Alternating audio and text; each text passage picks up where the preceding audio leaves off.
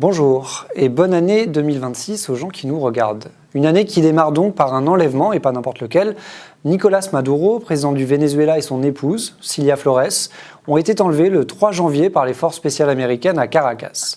Tous les deux sont aujourd'hui en prison à New York et sont poursuivis pour trafic de drogue. Comment faut-il raconter cet enlèvement qui a sidéré la planète entière jusqu'aux plus intimes spécialistes de l'histoire des États-Unis et du Venezuela? Quels mots faut-il utiliser? Quelles images montrer? Où démarre vraiment cette histoire et comment est-elle racontée en France par les médias? Et enfin, sur quel plateau faut-il aller pour tenter de mettre des mots sur ce qui est en train véritablement de se passer? Pour en discuter aujourd'hui, deux spécialistes du Venezuela qui ont eux-mêmes participé à la construction de ce récit sur les chaînes d'infos, mais aussi ailleurs.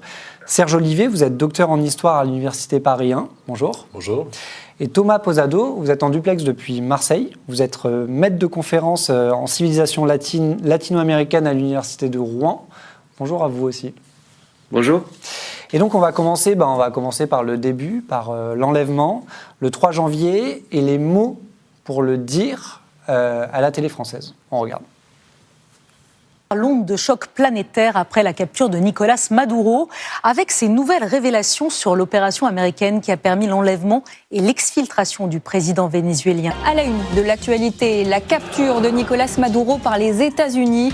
Donald Trump a annoncé avoir procédé à l'exfiltration du président vénézuélien. 11h, soyez les bienvenus si vous nous rejoignez dans une édition spéciale consacrée à la capture et à l'exfiltration du président du Venezuela, Nicolás Maduro. On va revenir avec le général quand même Delors juste dans un instant sur cette opération d'exfiltration. Votre réaction à ce qui s'est passé cette nuit, à cette interpellation, arrestation, extradition de Nicolás Maduro? L'annonce du kidnapping, enlèvement, capture, appelez-le comme vous voulez, elle est venue de Donald Trump elle-même. Le couple présidentiel était-il au palais au moment de son enlèvement? Cette opération armée militaire américaine qui a abouti à l'enlèvement du président vénézuélien Nicolás Maduro.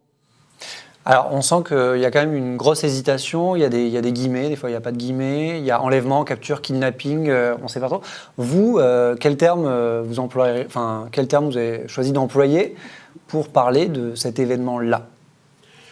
Alors, sauf si je me trompe, je risquerais aussi de me dédire moi-même, mais spontanément et de façon plus ou moins réfléchie, parce qu'on a été mise face au fait accompli, de même que tout le monde, moi je parlerai et je parle d'intervention militaire états-unienne, tout simplement. Le but, effectivement, c'est un enlèvement ou un kidnapping ou une décapitation d'un gouvernement, mais de fait, il y a eu intervention militaire, des soldats qui ont foulé le pied du Venezuela et des frappes sur le sol vénézuélien. Donc moi, je parle d'intervention militaire.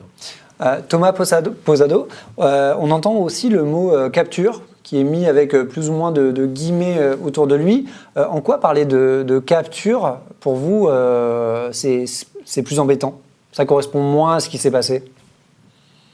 Moi, dans les mots que j'ai entendus, celui qui me gêne le plus, c'est une extradition, parce que de fait, il n'y a pas d'extradition en tant que telle, il n'y a pas de procédure judiciaire. Enfin, une extradition serait une complicité entre les deux États avec une procédure judiciaire et une reconnaissance de délits pour lesquels qui sont reprochés à Nicolás Maduro.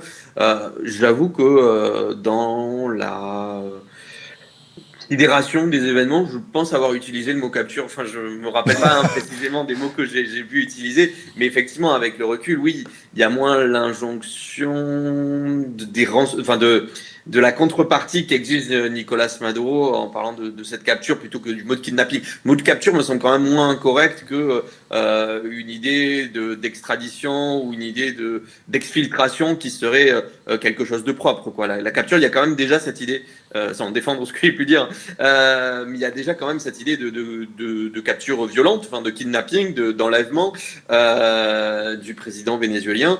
Et je partage ce que vient de dire Serge sur l'idée que oui, c'est une intervention états-unienne. L'important, c'est pas seulement le mot, c'est ce qu'il y a comme contenu derrière. Est-ce que c'est une manière de justifier l'intervention des États-Unis et les bombardements qui ont eu lieu au même moment, ou est-ce qu'il y a cette intention là derrière? Vous bossez sur le Venezuela depuis des années.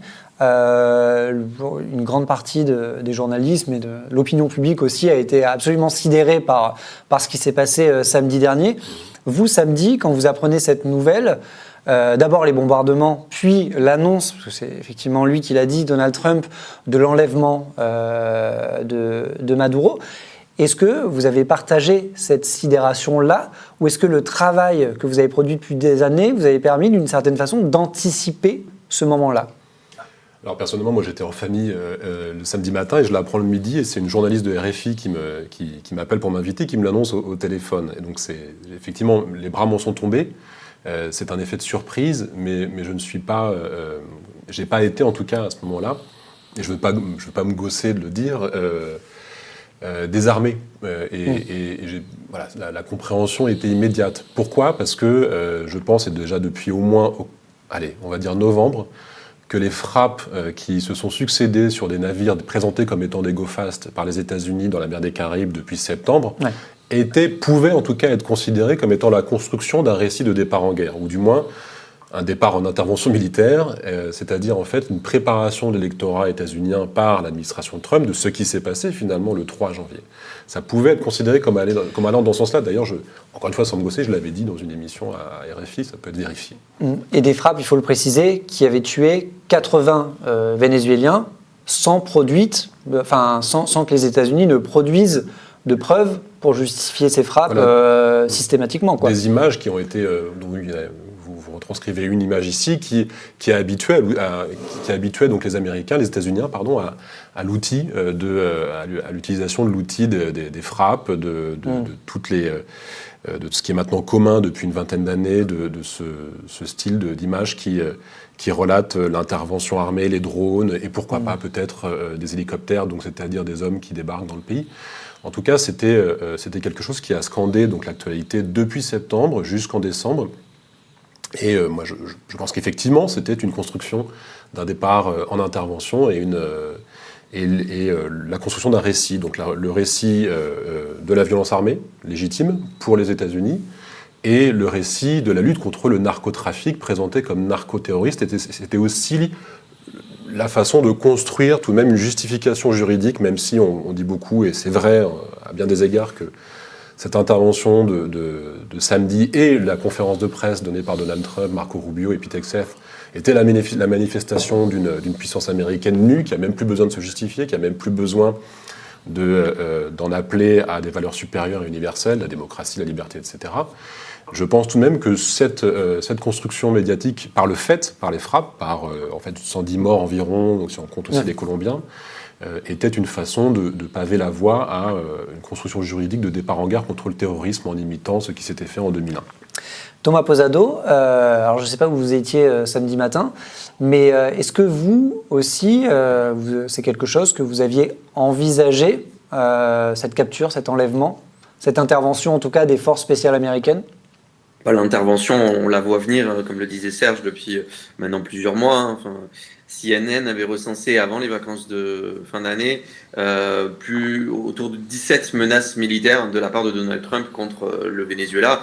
Donc la rapidité d'une intervention menant à la capture de Nicolas Maduro, ça surprend, parce que réussir en 2 heures à capturer un chef d'État qui se sait menacé, c'est tout de même une nouvelle qui en plus franchit toutes les limites qui étaient acceptées en termes de droit international, mais les menaces, le fait que le Venezuela soit bombardé par les États-Unis, malheureusement, c'était un peu la conséquence logique de ces bombardements depuis le mois de septembre sur des navires dans la mer des Caraïbes et l'océan Pacifique, dans la fermeture de l'espace aérien depuis le mois de novembre, de l'imposition d'une forme de blocus maritime au mois de décembre. Donc on voyait une escalade se dessiner depuis maintenant plusieurs mois, et ce qui s'est passé était une étape supplémentaire dans ce scénario-là. Moi, j'ai même douté de la capture de Nicolas Maduro dans un premier temps, parce qu'elle est annoncée par Donald Trump. On n'a pas de confirmation de différents médias. On sait que Donald Trump nous habitue à des fake news sur tout un tas de sujets. Et enfin, c'est une des difficultés de pouvoir commenter avec un acteur qui peut potentiellement dire n'importe quoi. Là, l'information était extrêmement grave, mais j'avoue que même cette information, j'étais pas sûr avant d'avoir des confirmations de médias sérieux, avant d'avoir les photos de Nicolas Maduro qui permettaient d'attester de cela. Mais comment vous expliquez que, en tout cas en France, c'est d'abord la sidération qui a laissé la place plutôt que peut-être expliquer que ce n'est que la suite logique d'un récit qui était en réalité raconté par les États-Unis depuis quelques mois, quoi. Est-ce que par exemple les médias américains ou vénézuéliens, pour ce qu'il en reste, racontaient davantage cette histoire que les médias français, qui pour le coup... Alors ça dépend les médias qu'on regarde ou qu'on lit. Toujours. Je pense qu'effectivement... Parce que certains médias, on va dire... Moi je n'ai pas eu la chance d'aller sur des chaînes de plateau, des chaînes de télévision en continu depuis samedi. Thomas, si on regarde ces médias, effectivement, comme il faut ramer à pouvoir meubler donc l'actualité, l'aspect tactique, le succès militaire, l'aspect véritablement cinématographique de cette intervention a été ressassé, et l'interprétation n'a pu être faite que par des intervenants comme Thomas ou comme Yoletti Bracho, qu'on voit sur un des visuels que vous avez passé. Et qui devait venir aujourd'hui, mais qui a eu un contretemps. Voilà. Et voilà, du côté états-unien, moi personnellement, je me renseigne en lisant le New York Times, qui lui est un média d'une richesse et d'une puissance vraiment sans équivalence, et qui a une équipe qui est consacrée sur le Venezuela depuis longtemps et qui s'est renforcée depuis septembre. Et qui avait donné à ses lecteurs la possibilité de comprendre effectivement ce qui s'est passé le 3 janvier ? Oui, très franchement oui. Et puis depuis, alors j'ai pas vérifié ces informations, mais depuis dans certains médias américains, il est fait état du fait que le New York Times justement aurait été au courant de l'attaque quelques heures avant. Le Washington Post, voilà. Et pour des raisons de sécurité nationale, ne l'aurait pas publié. Ils ont une équipe qui est présente, alors pas vraiment à Caracas, mais notamment depuis Bogota et depuis les États-Unis. Donc ils ont couvert et monitoré, suivi donc cette escalade de pression sur Maduro, et qui était vraiment graduelle, comme l'a dit Thomas juste à l'instant, de façon extrêmement précise, et avec des multiples fuites plus ou moins orchestrées par l'administration Trump. Donc là, on n'était pas surpris quand on lisait le New York Times. Mais voilà, je ne regarde pas les chaînes d'information continues états-uniennes. Alors... nous, oui. Et ça tombe bien que vous soyez là, parce qu'on ne va pas regarder les chaînes d'information américaines, mais celles françaises. Vous parliez de fascination pour l'opération militaire. Elle s'est exprimée, effectivement, à la bouche de plusieurs éditorialistes, que ce soit sur BFM, LCI ou CNews. On regarde un petit florilège. On va revenir sur cet enlèvement de Maduro. Incroyable, une opération proprement extraordinaire, des mois de préparation, pour seulement quelques minutes d'assaut.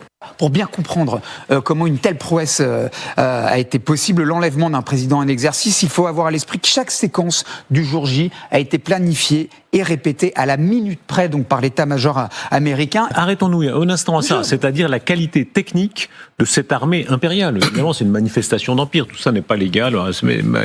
D'abord, bombardement, 2h du matin, on remonte à samedi, un bombardement sur le port Caracas, sur un port, sur les aéroports, les avions, les hélicoptères qu'on a vus tout à l'heure là dans le noir arriver pour se saisir physiquement de Maduro. Sans doute des trahisons internes, des gens achetés ou des gens ralliés. L'intervention de 150 avions, le FBI, la CIA, les commandos Delta, opération Cousumain, il n'y a pas un seul raté. Ça fait un film formidable. Et il le dit, Trump d'ailleurs, j'ai regardé ça comme une série télé. Histoire digne d'un film hollywoodien. Général Pellistrandi. Oui, tout à fait. Alors, sur le plan militaire et technique, il faut souligner que cette opération a été vraiment à la fois très bien préparée, avec beaucoup d'anticipation, et une conduite parfaitement maîtrisée. Ça, c'est clair que c'est une démonstration de force. Alors, certes... Une taupe du CIA, d'après des médias américains, qui aurait infiltré le cœur de l'appareil vénézuélien pendant des semaines, voire des mois, pour notamment transmettre toute information visant à comprendre où vivait Maduro et sa femme, comment il se déplaçait, ce qu'il mangeait, comment il s'habillait, tout savoir, et permettre sa capture, qui a donc eu lieu hier. Entre les bombardements et la capture de Maduro, une centaine de Vénézuéliens environ ont été tués. centaines de Vénézuéliens dont il est très très peu question sur les chaînes d'infos. Elodie Safaris, notre journaliste, y a consacré d'ailleurs un billet cette semaine sur notre site, en faisant référence notamment au 0 mort prononcé sur France Info. Quand vous voyez ces extraits, est-ce qu'il n'y a pas quelque chose d'obscène quand même à s'ébahir comme ça, à être fasciné à ce point-là par les éléments de langage, pour le coup, de l'opération militaire, qui sont directement transmis par les forces spéciales américaines ou l'administration américaine? Thomas Posado. Oui, évidemment, il y a un problème à reprendre les éléments de langage de l'armée états-unienne. Effectivement, enfin voilà, les médias sont aussi victimes de cette communication, parce que le 0 mort, c'est l'armée états-unienne. Au moment T, on n'a absolument aucune information de ce qui s'est passé. Le pouvoir vénézuélien ne communique pas parce qu'il est aussi sidéré, sans doute désorganisé. Et les seules informations qui viennent de l'armée états-unienne. Ce qu'il faudrait, c'est arriver à avoir un recul, essayer de vérifier des informations, ou au moins prendre des précautions sur ce qui est communiqué par l'armée états-unienne. Mais le 0 mort, c'est un 0 mort du côté états-unien. Il y a des morts évidemment du côté vénézuélien, enfin du côté de la défense, il y a des côtés morts cubains qui défendaient Nicolas Maduro. Ces informations, elles arrivent aussi plusieurs jours après. Je me rappelle plus les jours Oui, c'est vers le 5-6 janvier à peu près. C'est ça, et c'est le moment où le pouvoir vénézuélien commence à communiquer là-dessus. C'est vrai que c'est pas ce qui a primé sur les chaînes info, et d'une manière générale, pour reprendre ce que disait Serge juste avant, et ce qu'on voit sur le Venezuela, c'est quelque chose qu'on voit sur les autres sujets. C'est une tendance à commenter un événement en tant que tel, en ayant peu de mise en contexte historique, en ayant peu de recul sur les sujets, et souvent parce que ces chaînes d'information en continu fonctionnent avec des sujets qui changent en permanence, et où les mêmes spécialistes sont à la fois spécialistes du sujet d'avant qui était peut-être sur la Corée du Nord, du sujet d'après qui était peut-être sur le Hezbollah. Moi là, ça m'est pas arrivé. Enfin là, les plateaux que j'ai pu faire, les gens parlaient seulement du Venezuela parce que l'actualité était concentrée sur le Venezuela. Mais c'est arrivé par le passé. Je crois en juillet 2024, au moment des élections présidentielles, où j'ai été invité pour un sujet sur le Venezuela, et où juste avant on parlait du Hezbollah, et juste après de la Corée du Nord, et c'était les mêmes personnes qui parlaient. Donc, enfin, on peut difficilement leur reprocher de ne pas maîtriser autant le contexte vénézuélien, mais simplement, à partir du moment où on est spécialiste du Hezbollah, de la Corée du Nord et du Venezuela, oui, on ne peut pas évidemment maîtriser l'ensemble de ces sujets sur le bout des doigts, c'est évident. Et c'est souvent le cas, si on regarde le nombre de sujets sur lesquels s'expriment ces commentateurs, ils s'expriment sur à peu près tous les sujets, et ils ne peuvent évidemment pas être spécialistes de tout et avoir les capacités de mise en contexte. Ah si, ils peuvent. Et en tout cas, eux, ils pensent qu'ils peuvent. Ils pensent qu'ils peuvent, mais visiblement, le résultat montre qui aurait besoin de davantage de compréhension, de mise en contexte et de connaissances plus précises, parce que commenter un événement, c'est peut-être plus facile que de commenter en profondeur ce qui a pu se passer dans les mois avant, les décennies avant, dans le pays. Serge Olivier, sur cette fascination militaire qu'on avait retrouvée il y a quelques mois, effectivement, par exemple, quand Israël avait attaqué au Liban dans la fameuse attaque des beepers, il y avait eu aussi beaucoup d'éditorialistes qui étaient complètement fascinés par la beauté technologique de cette attaque, malgré le nombre ahurissant de victimes. Qu'est-ce que ça vous inspire de voir qu'effectivement, il y a ces éléments de langage états-uniens qui sont repris presque mot pour mot, en fait, parce que c'est les seules informations dont ils disposent à ce moment-là, sans trop de recul, quoi. Oui, j'étais pas avec un minuteur samedi devant la conférence de presse à Mar-a-Lago de Trump et de son gouvernement, mais la majeure partie du temps de la première partie de l'intervention avant question, c'est justement le récit militaire du succès tactique, du succès militaire, de cette force irrépressible qui a été déployée par les États-Unis. Ça m'inspire deux choses. Premièrement, donc évidemment, ça suit les éléments de langage, comme l'a dit Thomas, comme vous venez de le dire, de Trump, de Pete Hegseth et de Marco Rubio et du chef d'état-major des États-Unis samedi. Ça sert aussi la posture de chef de guerre qui est celle d'un Trump, et ça ça sert aussi dans un mimétisme, dans une confrontation entre grands chefs du monde qui opposeraient Trump et qui associeraient, en fin de compte, tout en les opposant Trump à Poutine. Ça renforce Trump, car en fin de compte, sans vouloir comparer du tout d'un côté l'Ukraine et Zelensky, le président Zelensky, et de l'autre Maduro et le Venezuela, l'administration américaine a fait samedi, en quelques heures, ce que Poutine n'avait pas réussi à faire en février 2022. À Kiev, c'est-à-dire à kidnapper donc le président ukrainien, et ça a donné cette guerre qui s'est embourbée depuis. Deuxièmement, et là je parle plutôt en historien, ce genre de discours et de commentaires, ça construit une vision événementielle du devenir collectif de l'histoire en train de se faire. Ça gomme donc les enjeux de plus ou moins long terme, d'où on vient pour en arriver à là, quels sont les enjeux au Venezuela, en Amérique latine, dans l'hémisphère, comme on dit maintenant très fortement dans les médias français, occidental, donc avec les États-Unis, et vers où on va pouvoir aller. Donc ça gomme toute interprétation et toute compréhension des enjeux, des intérêts structurés. C'est de l'histoire événementielle, donc c'est ce qui sert en fin de compte, et là les historiens en France le disent depuis bien longtemps, maintenant depuis un siècle, ça sert à une construction très classique et pro-régime de l'histoire. C'est-à-dire que c'est les batailles, c'est une histoire bataille qu'on nous sert, et pas la compréhension des enjeux structurants. Mais est-ce que c'est pas aussi se ranger presque instantanément du côté du plus fort ? Mais oui, ce récit en temps réel de l'événement minute par minute, c'est une histoire bataille, donc c'est une histoire des chefs, c'est une histoire des armées, et c'est une histoire qui valorise évidemment la performance plutôt que la défaite. Mais derrière cela, il y a des enjeux structurants, il y a des enjeux économiques, il y a aussi des chaînes de pensée, des cultures qui sont interrogées. Il y a aussi évidemment des postures virilistes et des façons de concevoir l'autorité qui sont présentes et qui sont qui sont là et qui sont à comprendre au-delà même du succès de l'opération par des grands professionnels de guerre qui ont effectivement bien fait leur intervention.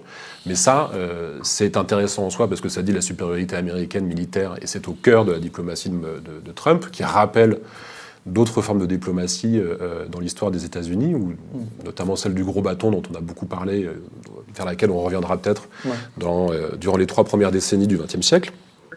Mais pour ce qui est du récit des enjeux politiques, c'est une histoire bataille, c'est-à-dire une histoire des chefs et des conflits. Et dans toute cette bataille de communication, il y a évidemment des tas d'images de Maduro qui ont été montrées. Il y a d'abord évidemment celle diffusée dans l'avion après son enlèvement, où il est menotté avec une bouteille d'eau à la main, qui a fait l'objet d'un nombre affolant de mèmes quasi instantanément sur Internet. Et il y a aussi son arrivée à New York, avant d'être présenté à la justice, où pour le coup, cette fois-ci, c'était filmé par l'administration américaine et diffusé tel quel pendant des heures sur les chaînes d'info. Est-ce que le monde... Ah ben c'est lui, regardez, pardon, je m'interromps, c'est bien lui. Nicolas Maduro qu'on voit avec la veste claire au milieu, encadré par deux policiers menottés, vous dites, Renaud Pilat ? Apparemment, on voit, il a toujours les mains comme ça.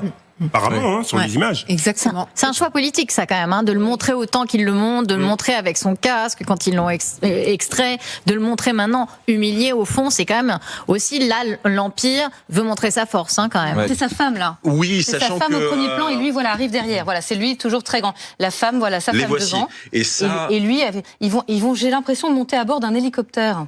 Ce sont des images folles en termes de mise en scène. Ouais. Évidemment, tout est léché conformément à ce que souhaite le président américain. Regardez ces images, les images du survol de l'hélicoptère où se trouve Nicolas Maduro pour aller au tribunal. Là, nous sommes dans le quartier de Brooklyn, à New York. Tout est filmé, tout est scénarisé. D'ailleurs, sans doute qu'un jour, sur cette opération militaire, il y aura un grand blockbuster, un grand film hollywoodien. Regardez ces images, on l'a vu, ces routes totalement dégagées de toute circulation pour pouvoir laisser passer ce convoi. Et donc là, on voit le convoi, Grégory, donc arrivé à Manhattan. Là. Voilà, l'hélicoptère s'est posé à la pointe sud extrême de l'île de Manhattan, l'un des 5 quartiers de New York.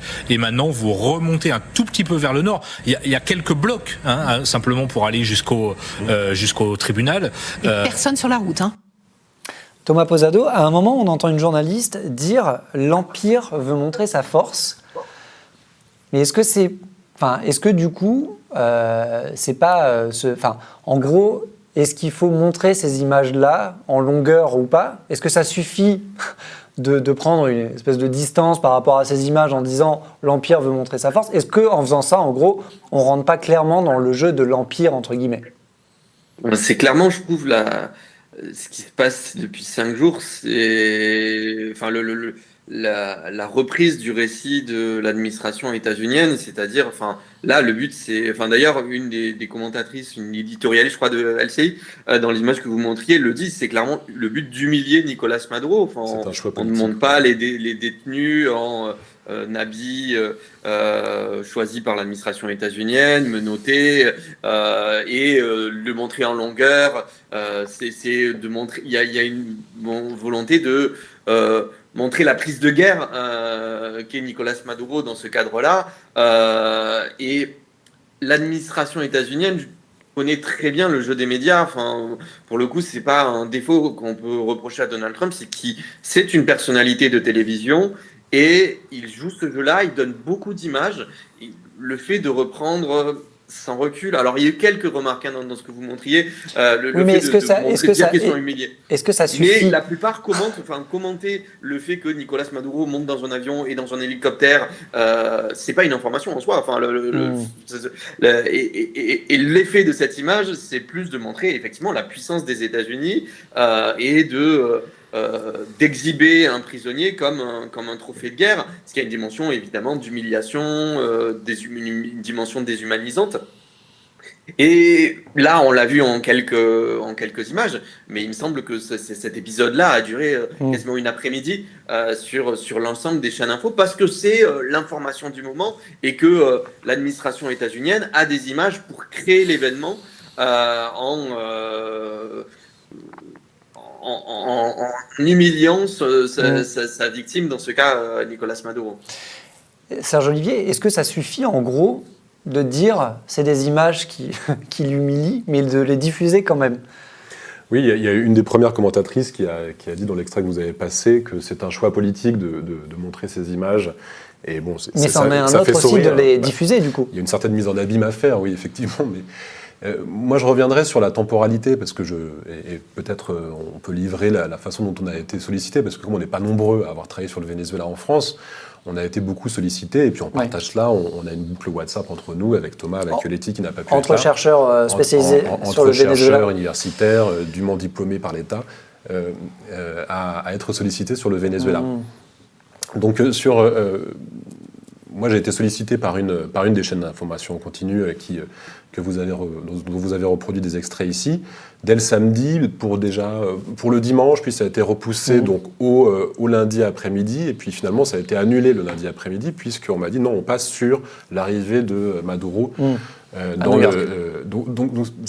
En soi, c'est intéressant, ça veut dire qu'en 48 heures, en fin de compte, on est passé à autre chose. On est passé à autre chose que l'intervention militaire.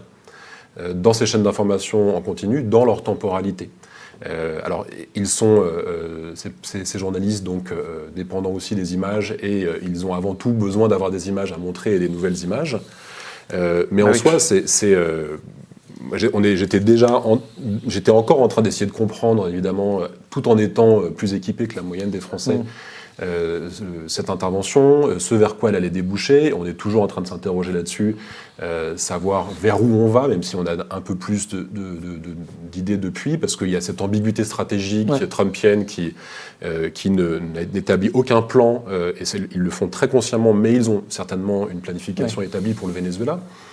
Et pour autant, les chaînes d'information continuent, elles restent sur l'événement. Là, pour l'instant, il y a une présidente par intérim, Delcy Rodriguez, qui était à numéro 2 de Maduro, qui a été installée, qui est présidente par intérim du Venezuela, en attendant d'éventuelles nouvelles élections, en attendant d'éventuelles nouvelles choses. Voilà, et donc pour ces chaînes d'information continue, en tout cas pour celles qui avaient commencé par m'inviter, j'ai constaté que bon, la mise en perspective de l'intervention militaire, c'était plus le sujet. C'était plus le sujet déjà 2 jours après.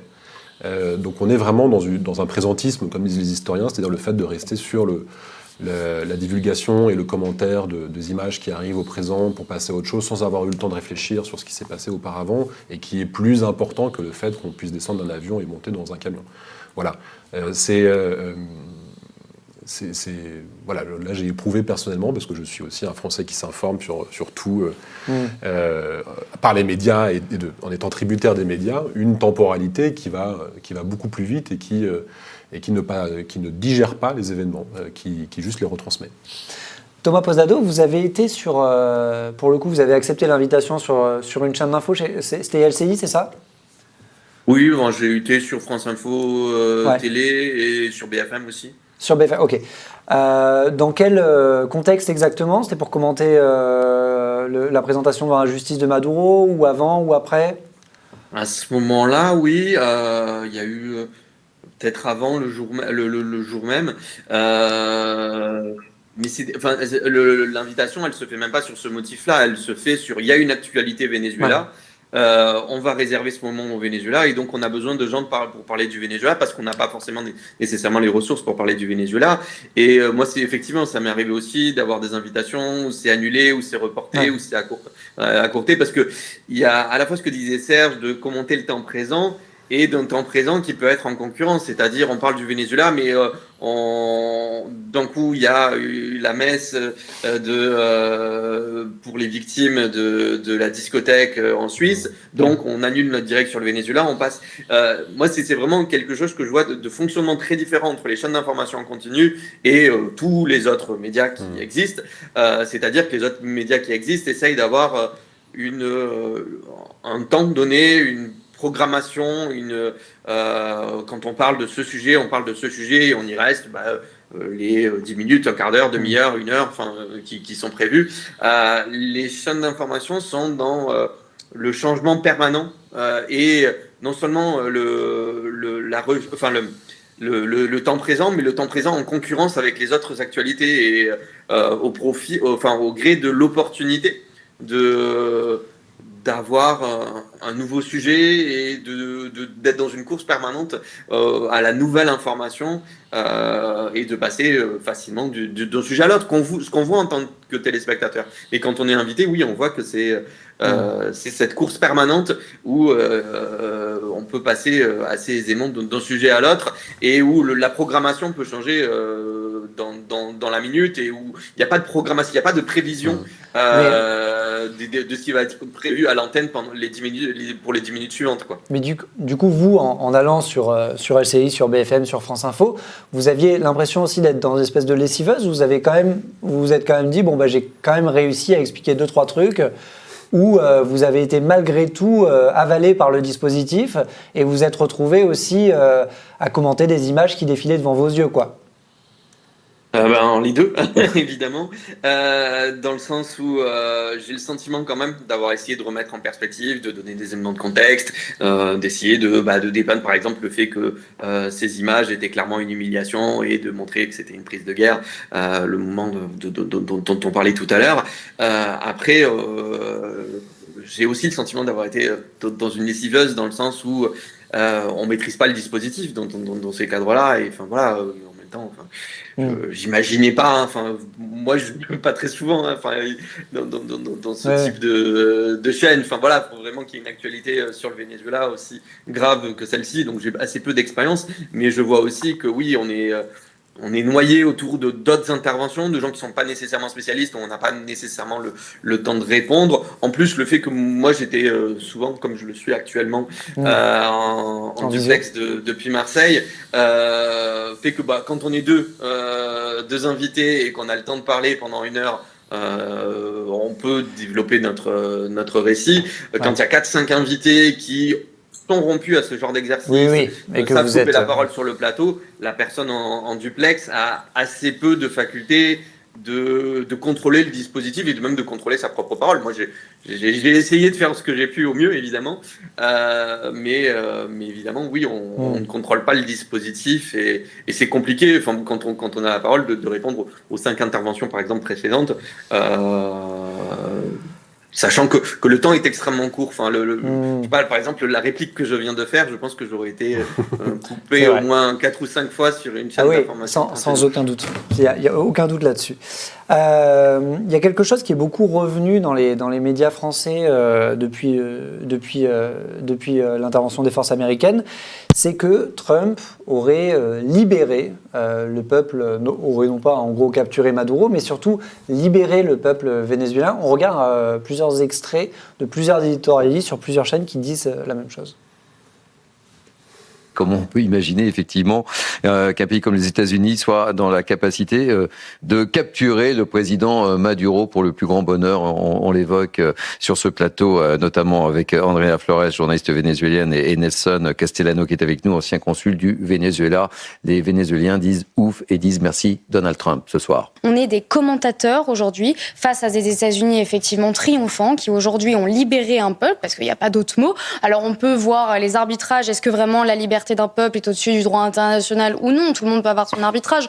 En attendant, moi ce que je vois, c'est aujourd'hui un peuple qui est le peuple vénézuélien qui vraiment commence à respirer à nouveau. Je considère cette journée comme étant une journée historique, une journée où l'histoire n'a pas balbutié, une journée où un homme a pris le courage de faire sombrer une narco-dictature qui a libéré tout un peuple, parce que c'est pas seulement, en effet, le Maduro qui, en l'espèce, est qualifié comme étant un narcotrafiquant qu'il fallait neutraliser, mais c'est tout un système qui a encaserné tout un peuple, qui a opprimé tout un peuple, qui a violé les libertés individuelles et les libertés collectives du peuple vénézuélien. Reste pourtant un fait brut, impossible à balayer. En se débarrassant de Nicolás Maduro, Donald Trump a rouvert l'horizon de millions de Vénézuéliens.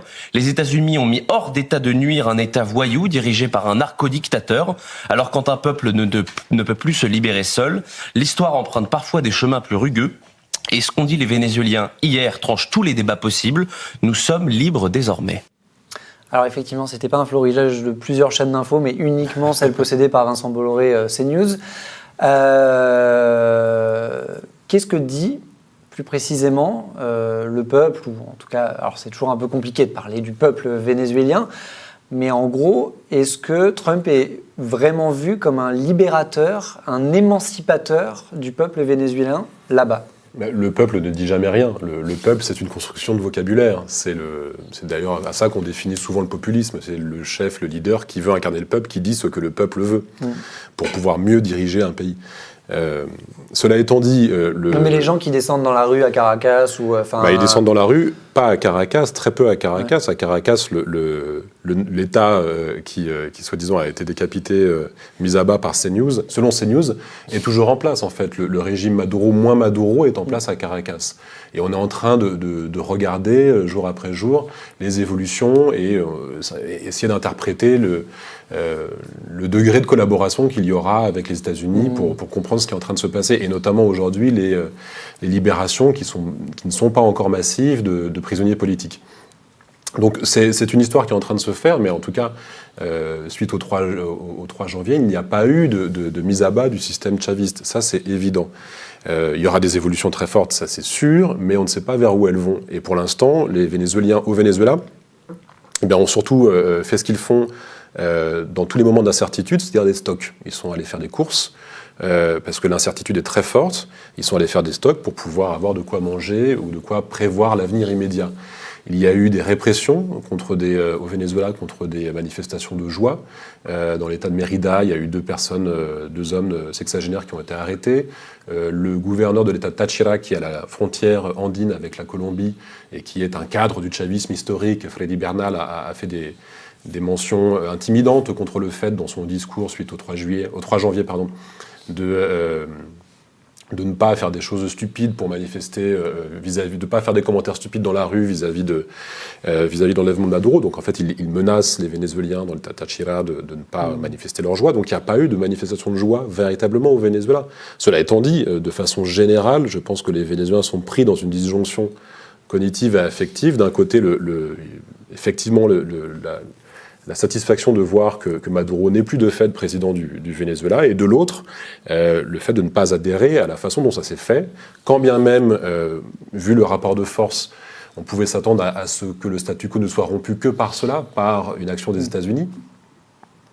Cette action des États-Unis, elle ne réjouit pas en soi les Vénézuéliens, qui ne se réjouissent pas, je pense, du fait qu'il y ait eu une intervention militaire étrangère sur leur sol et qu'ils se réjouissent encore moins du discours de Trump du samedi 3 janvier, disant que le pétrole vénézuélien était à eux et qu'ils allaient le reprendre, les États-Unis. Ça, c'est quelque chose qui touche au projet national vénézuélien depuis un siècle, la souveraineté vénézuélienne sur le pétrole vénézuélien.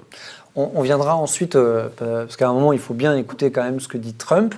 Thomas Posado, le fait que dans des locaux parisiens, des éditorialistes sur CNews puissent savoir mieux que vous ce que pense tout un peuple au Venezuela, est-ce que ça vous étonne ou est-ce que ça vous choque ? Les deux, parce que ça m'étonne... Non, en vrai, ça m'étonne pas. Je vais être sincère, ça m'étonne pas de la part de CNews qu'il valide le récit du président états-unien. Ça me choque peut-être même plus parce qu'en vrai, je suis habitué à avoir une chaîne d'information en continu qui a une validation idéologique du discours de Donald Trump. Dans les séquences précédentes, on a vu les biais de communication de relayer de l'information en continu sans avoir nécessairement les moyens pour l'analyser, pour la contextualiser. Là, on n'est pas dans cela, on est dans un récit idéologique, une validation idéologique d'un pouvoir d'extrême droite aux États-Unis, celui de Donald Trump, et c'est ce que fait CNews toute la journée. Alors, je la regarde de moins en moins parce que on est là pour vous. On est là pour vous. On la regarde pour vous. Vous avez toute ma solidarité sur ce sujet, mais c'est une campagne politique, là, ce qui est dit. On n'a aucune information d'une expression de joie collective. Les récits sur lesquels le Venezuela serait une narcodictature, c'est pas un récit qui est étayé par des faits. Oui, il y a du narcotrafic au Venezuela, mais c'est pas l'activité première de l'État vénézuélien, très loin de là. Il n'y a aucune analyse de sciences sociales qui relaye ça. C'est juste un élément de langage de l'administration Trump. Et là, dans les images que vous montriez, les éditorialistes de CNews le relaient comme une vérité. Et j'imagine que les rares extraits que j'ai pu voir de CNews sur les réseaux sociaux, c'est exactement cela, c'est vouloir célébrer ce qu'a fait Donald Trump en s'en servant comme épouvantail contre les gauches, exactement les éléments de langage de l'extrême droite et des droites radicales en Europe et en Amérique latine et aux États-Unis. On a une validation idéologique du discours de Donald Trump qui est pour le coup assez conforme avec le travail que fait CNews au quotidien dans sa diffusion et qui mentionne là dans les extraits plusieurs éléments qui sont factuellement inexacts dans leur récit. Et donc c'est vrai qu'on parle beaucoup de Donald Trump depuis le début de cette émission, mais on ne l'a pas encore entendu. Et donc on va écouter donc, effectivement sa conférence de presse, c'était le 3 janvier, et son projet pour le Venezuela, ou en tout cas ses entreprises pétrolières. Nous sommes là, maintenant. Est-ce que les gens ne comprennent pas ? Mais ils vont le comprendre maintenant que je le dis.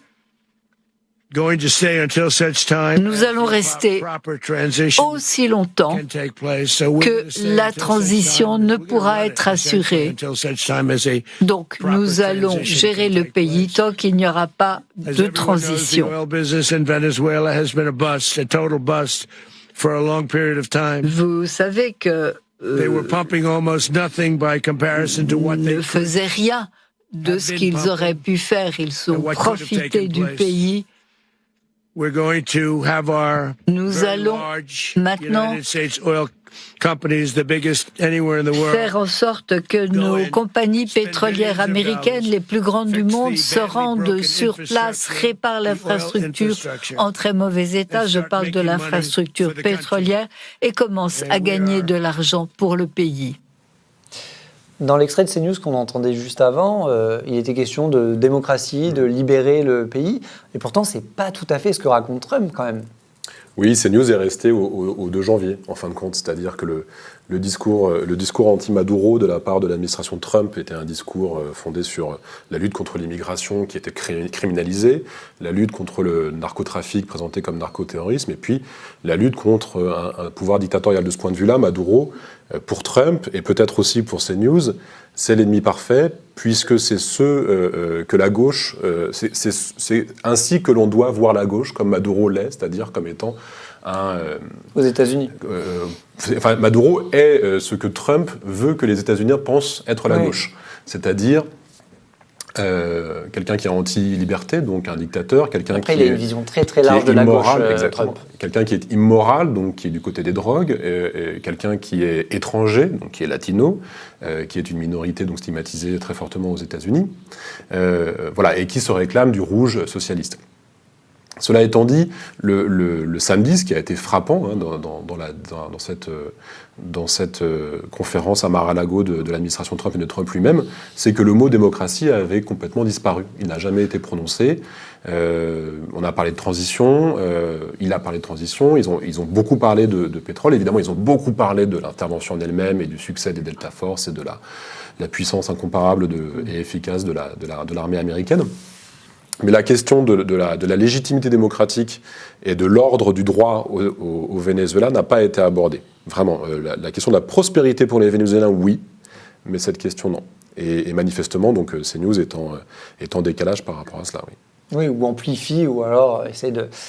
Thomas Posado, le fait qu'il admette presque aussi, de façon aussi transparente que finalement, cette quasi-annexion, c'est presque du business, en fait.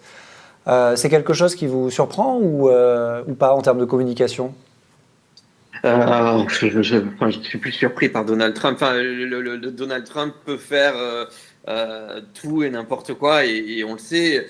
Je constate une différence avec la méthode de légitimation des interventions militaires états-uniennes précédentes. Je me rappelle en 2003, au moment de la guerre en Irak, George W. Bush essayait de nous convaincre qu'il fallait faire disparaître des armes de destruction massive, apporter la démocratie en Irak, lutter contre le terrorisme. Donald Trump ne s'embarrasse pas de ce genre de choses. Il va avec un cynisme absolu. Je comptais le nombre d'occurrences du mot démocratie et le nombre d'occurrences du mot pétrole dans cette intervention. Le mot pétrole intervient 7 fois, le mot démocratie 0 fois. Donc on voit bien le sens des priorités de Donald Trump. Et effectivement, dans le traitement médiatique, il y a à la fois, dans le cas de CNews, un aveuglement idéologique volontaire, je pense. Dans d'autres cas, sans doute peut-être une incompréhension des volontés de Donald Trump de penser qu'il y a un changement de régime. Et dans les premières heures, il y a des médias qui pensent qu'il y a un changement de régime et qui reprennent aussi le discours de Donald Trump qui dit « nous allons diriger le Venezuela ». C'est ce qu'il dit dans cette conférence de presse. Il ne dirige pas le Venezuela, Donald Trump. Il y a une continuité de fait de l'exécutif Maduro, devenu exécutif Delcy Rodriguez. Mais sans doute que le rapport de force est encore plus favorable aux États-Unis. Mais penser qu'il y a un changement de régime à Caracas et qu'il y a une libération du peuple vénézuélien, pour reprendre les mots utilisés par les éditorialistes donc de CNews, c'est juste en décalage total avec la réalité actuelle des faits au Venezuela. Et même le simple fait, parce que ça a été repris beaucoup sur les chaînes, mais sur la foi des mots de Trump, son projet de vouloir reprendre le business du pétrole au Venezuela, qui effectivement n'est pas dans un bon état du tout depuis quelques années, est-ce que ça c'est réaliste ? Est-ce que ça... Non mais d'un point de vue très concret, est-ce que c'est des éléments de communication qui sont vraiment probants ou qui reposent... parce que j'imagine que reconstruire les raffineries, les entreprises, ça prend du temps. Avec quels ouvriers ? Est-ce que la population au Venezuela serait très encline à travailler avec des investisseurs américains ? Est-ce que ça repose sur quelque chose de vraiment tangible politiquement ? Ça pose d'abord la question de la stabilité du pays, puisque pour pouvoir... il faut investir énormément dans l'appareil productif pétrolier vénézuélien pour le rétablir et relancer la production. Qui est en très mauvais état, par ailleurs. C'est tout à fait possible, ça peut être fait, ça peut être quantifié. Ça prend du temps, quoi. Ça prend du temps, mais ce n'est pas si compliqué et c'est pas du tout infaisable. Et ça pourrait être fait. Voilà. Mais la question, et qui fait frémir les investisseurs pour l'instant, il y a déjà beaucoup de publications aux États-Unis sur le fait que les majors pétrolières, les grandes entreprises pétrolières ne seraient pas si chaudes que ça. C'est la question d'abord de la stabilité. Il faut qu'il y ait une maîtrise territoriale suffisante et les régions qui sont pétrolifères au Venezuela sont dans l'intérieur pour les régions avec les stocks les plus importants, donc dans l'intérieur du pays. Et puis il y a évidemment les territoires qui sont traversés par les pipelines. Ça, c'est la première question. Et la deuxième question, c'est sa rentabilité. Est-ce que c'est rentable d'investir au Venezuela pour des grands acteurs comme ConocoPhillips, comme ExxonMobil. À l'heure actuelle, il est estimé que le pétrole extra-lourd, donc là où il y a les réserves les plus importantes du Venezuela et qui font que le Venezuela a les réserves prouvées, déclarées les plus importantes du monde, c'est un pétrole qui serait rentable à partir de $80. Et à l'heure actuelle, le cours du baril de pétrole est plus bas. Donc ce serait un investissement à long terme en partant du principe que les ressources... À très long terme même. Voilà, les ressources se raréfient. C'est dans le cadre d'un capitalisme de la finitude. Et ce qui a été évoqué, mais on ne sait pas, il n'y a pas de clarification encore à l'heure actuelle, et ce que des journalistes américains, nord-américains, donc ont pu écrire sur ce qu'ont bien voulu leur dire leurs interlocuteurs à l'intérieur des firmes multinationales états-uniennes pétrolières, c'est qu'il n'y a pas encore de feuille de route sur la façon dont ces investissements vont être garantis d'un point de vue purement de rentabilité. Voilà, c'est possible que l'administration de Trump subventionne les entreprises américaines au Venezuela. En tout cas, du côté, et je finis juste là-dessus, du côté états-unien, il y a toutes les infrastructures qu'il faut pour pouvoir raffiner et distribuer le pétrole extra-lourd vénézuélien. C'est justement l'une des raisons qui permettent de comprendre cette intervention. L'entreprise Citgo, qui a des raffineries spécialisées dans l'extra-lourd vénézuélien sur la côte du golfe du Mexique, donc au Texas et à la Louisiane, et tout un réseau de distribution, avait été acheté par l'entreprise vénézuélienne PDVSA dans les années 90, qui permettait aux Vénézuéliens de contrôler toute la filière du puits au Venezuela à la pompe dans le Midwest américain.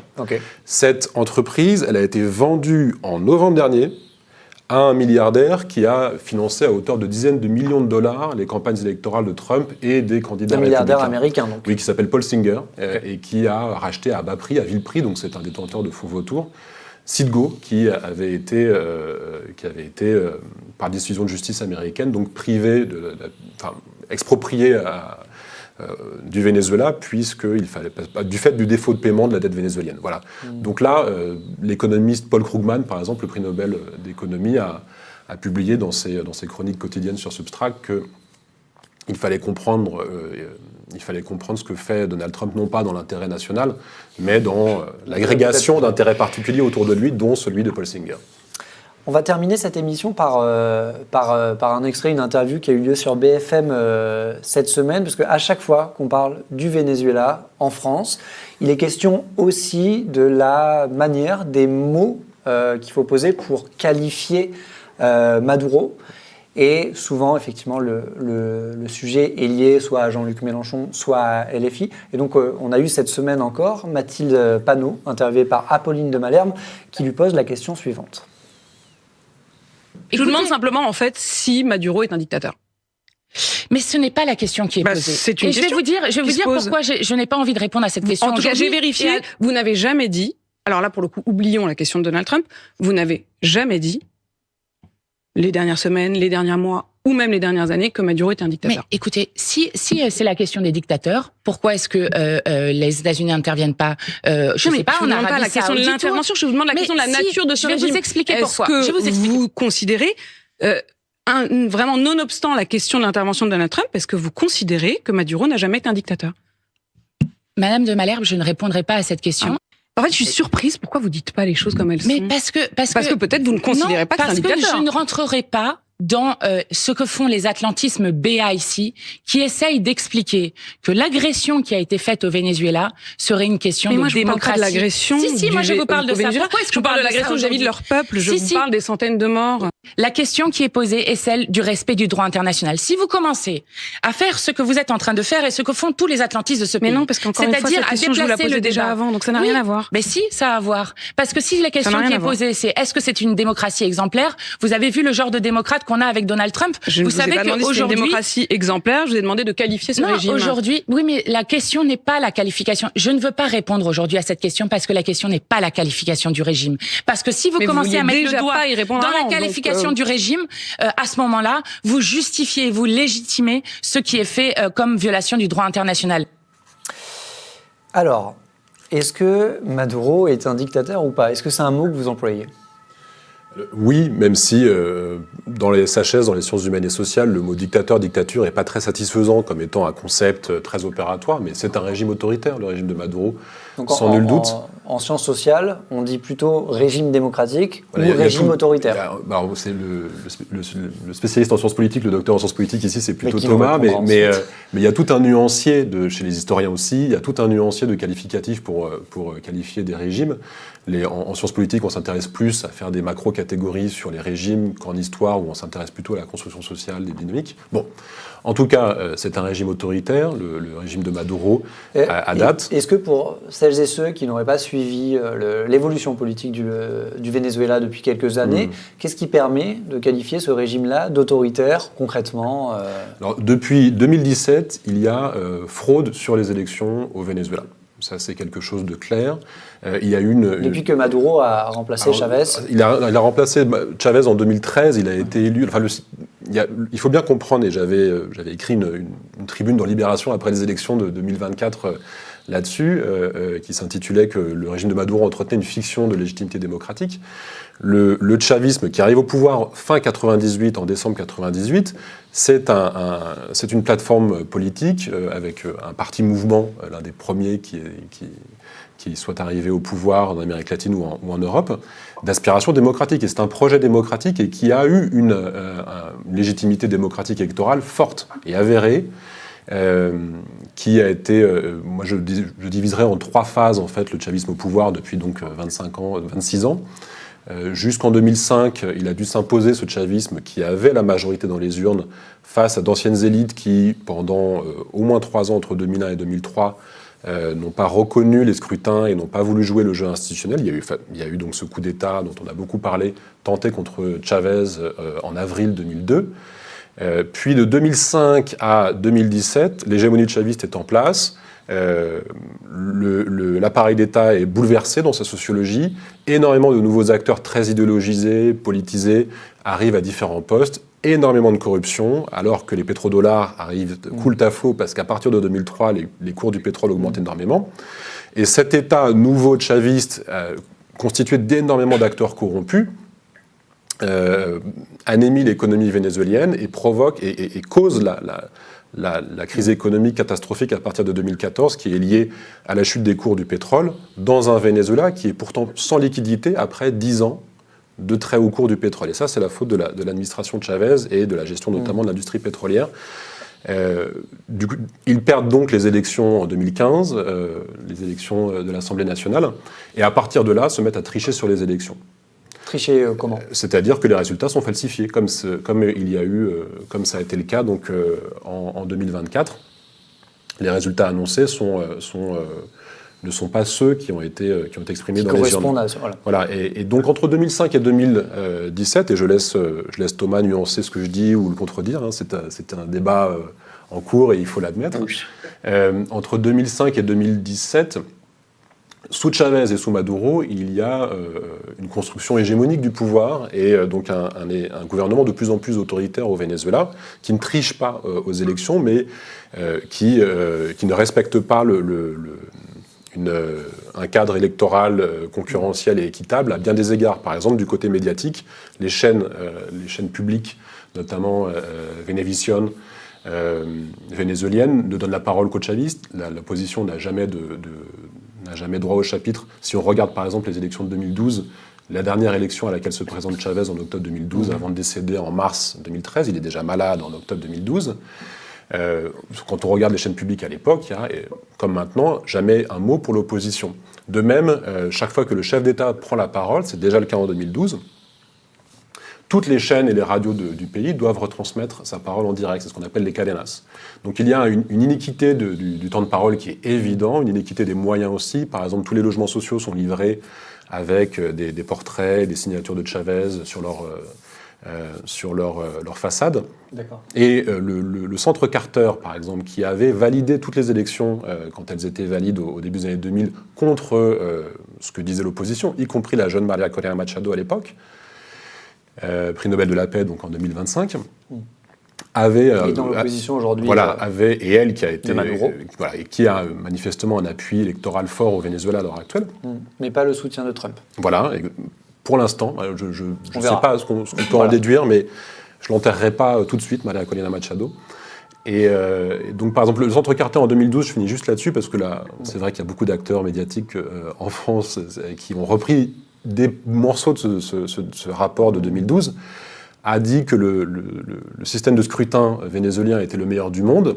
C'est vrai, c'est-à-dire que les machines à voter, le système de transmission et de comptage des voix était très bon, et c'est toujours celui qui est en place. Mais dans le même rapport pour 2012, le Centre Carter disait que la campagne était complètement inéquitable. Okay. Voilà, c'était l'état de fait en 2012.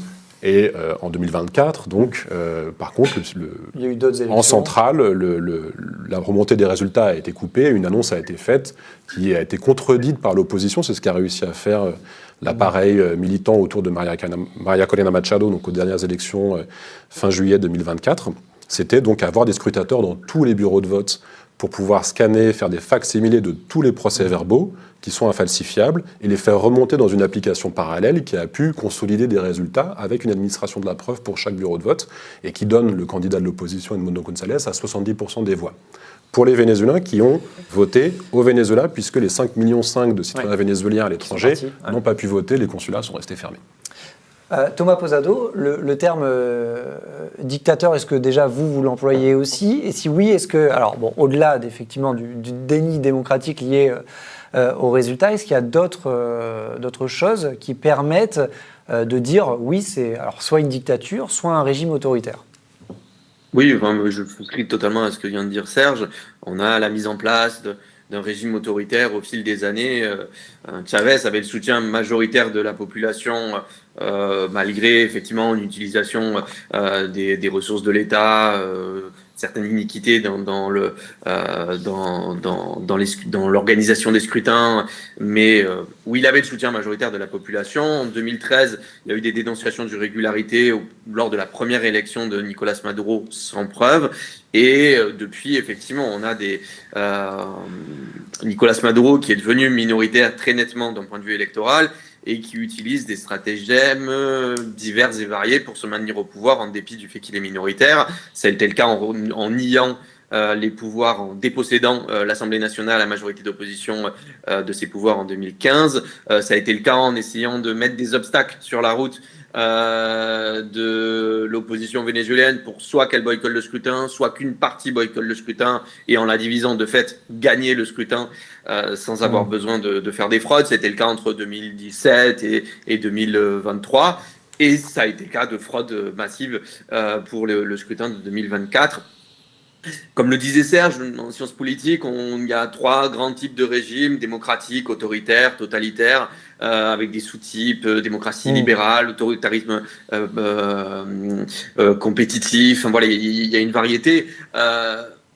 Ces dernières années, je pense qu'il y a une convergence à peu près unanime pour définir le gouvernement de Nicolás Maduro comme un gouvernement autoritaire. Il y a pas seulement ces aspects-là. Enfin, le gouvernement Maduro a utilisé les interventions dans des partis politiques, c'est-à-dire qu'il y a je crois, une quinzaine de partis politiques dont la propriété a été soumise aux institutions judiciaires favorables à Nicolás Maduro, qui y a placé des partisans de son propre pouvoir. Donc, plein de partis d'opposition de l'opposition libérale se sont vus voler leur identité, voler leur sigle, voler leurs locaux par un proche du pouvoir qui devenait le président d'Action Democratica, et y compris un parti d'opposition de gauche, le Parti communiste vénézuélien, qui a subi la même chose. Peut-être pour commenter l'extrait...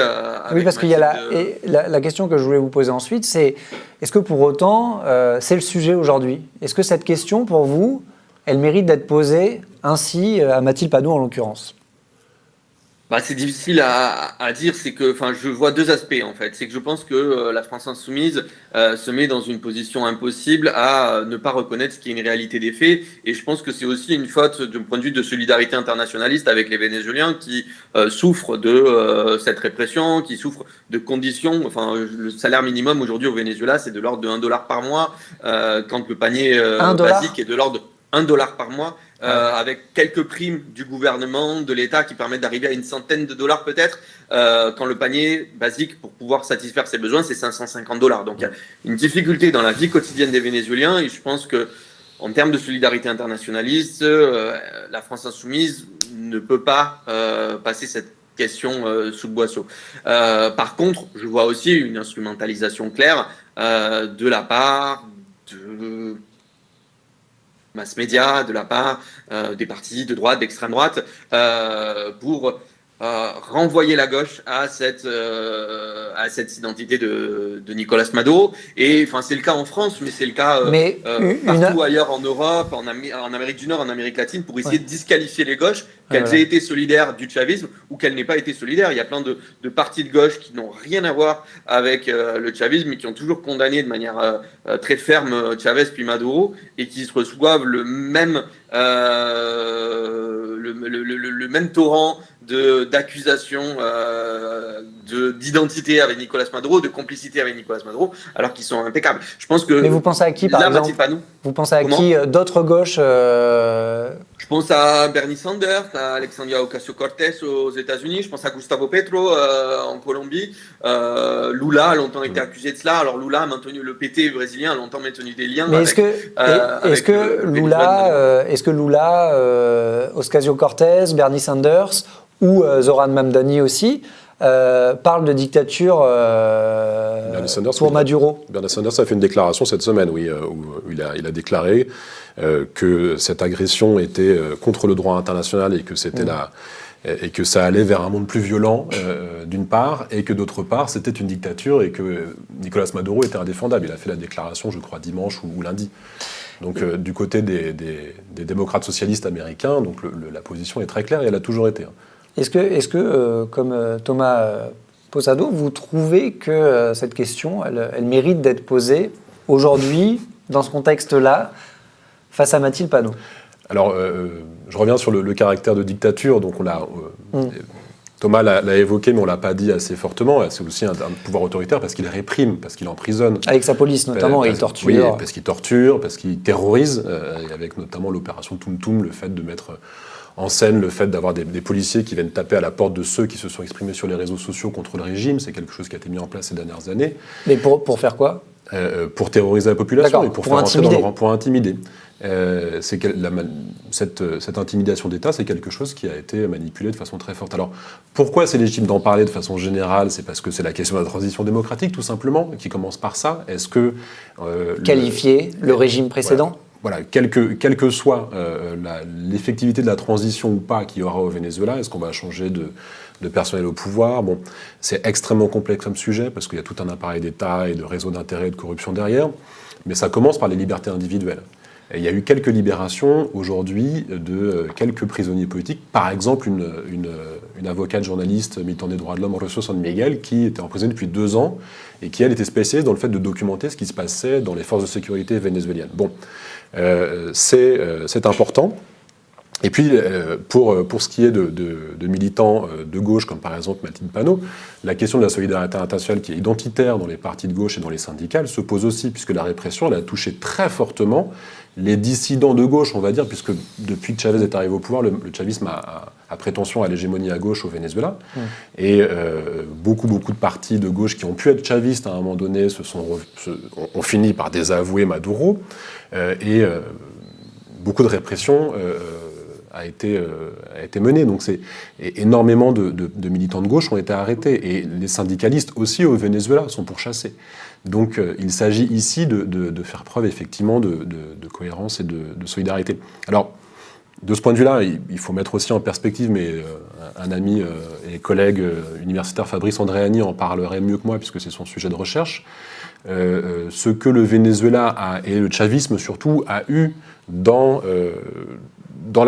comme poids dans la structuration des forces de gauche à l'international, de ces forces de gauche post-référendum 2005 sur la question de l'Union européenne, donc de ces forces de gauche qui se sont identifiées comme étant anti-néolibérales et qui ont convergé avec le mouvement altermondialiste.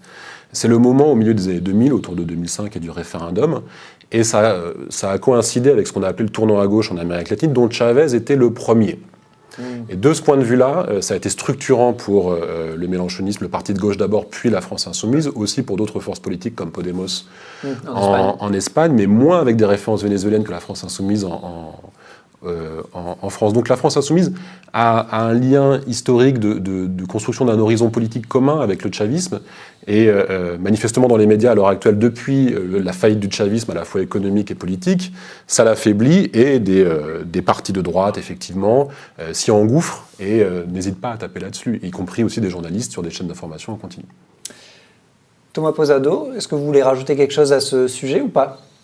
Oui, je partage ce que vient de dire Serge. Enfin, pour continuer dans l'analyse de l'entretien qu'on voyait, moi ce que je vois aussi une instrumentalisation, c'est qu'effectivement la prise de parole de Mathilde Panot est déséquilibrée dans le sens où elle condamne l'atteinte au droit international, mais reste aveugle sur la nature du gouvernement Maduro. Par contre, j'ai pas entendu un ton aussi offensif vis-à-vis de la prise de parole d'Emmanuel Macron, qui était tout aussi déséquilibré, c'est-à-dire de célébrer la chute de Nicolás Maduro sans un mot dans un premier temps. Dans un premier temps, parce qu'il est effectivement revenu sur de façon assez curieuse d'ailleurs, 5 jours plus tard, pour dénoncer l'impérialisme américain. Mais c'est vrai que mais pas sous le même format, où le mal était fait. Je trouve dommage qu'il n'y ait pas d'intervention aussi offensive vis-à-vis d'une prise de position de la part du président de la République, qui était pour le coup très déséquilibré, dans le sens où il n'y avait dans un premier temps pas de condamnation de l'atteinte au droit international que son propre ministre, Jean-Noël Barrot, avait pourtant affirmé quelques heures auparavant. Eh bien, merci à vous deux d'avoir participé à ce débat. J'espère que vous avez eu un tout petit peu plus de temps que sur les chaînes d'infos pour vous exprimer. Tout à fait. Merci à vous de nous avoir suivis, et à la semaine prochaine pour une nouvelle émission.